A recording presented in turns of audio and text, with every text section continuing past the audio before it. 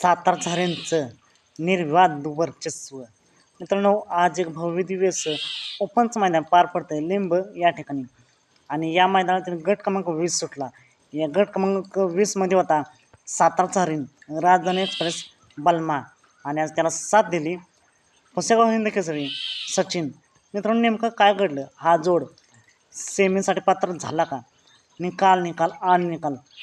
गट क्रमांक 20चा निकाल आहे. सातारा एक्सप्रेस, सातारचा हरीण, राजधानी एक्सप्रेस, बलमा आणि सचिन या जोडीने गट क्रमांक 20मधून सुट्टा निकाल घेऊन गाडी सेमीसाठी पात्र झाली. बलमा आणि सचिनला सेमीसाठी खूप साऱ्या शुभेच्छा.